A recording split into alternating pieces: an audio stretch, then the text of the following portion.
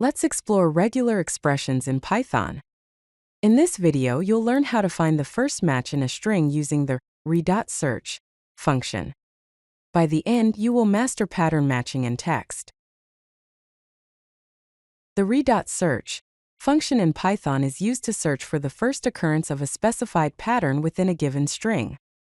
The key thing to remember is that it returns a match object if the pattern is found, and returns none if the pattern is not found.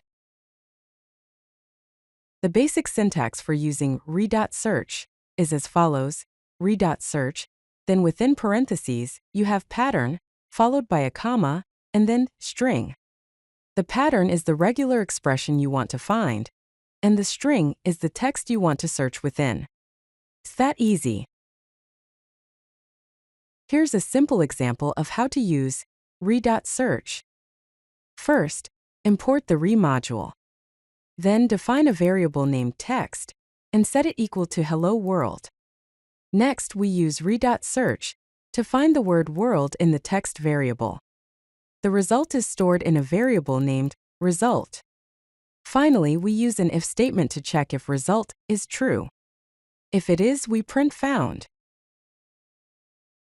When re.search finds a match, it returns a match object. This object has several useful properties. .group returns the actual text that matched the pattern. .start returns the starting position of the matched text within the string. .end returns the ending position of the matched text within the string.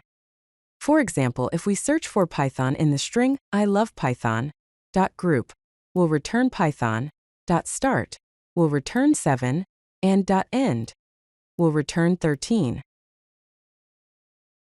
Let's look at some practical pattern examples. To find digits in a string like age 25, use the pattern \d+.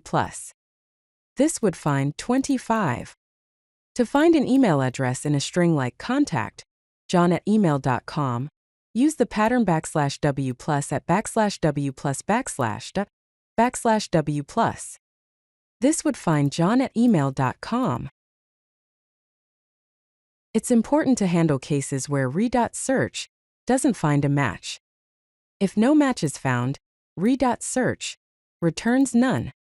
To avoid errors, always check if the result is not none before attempting to access any match methods.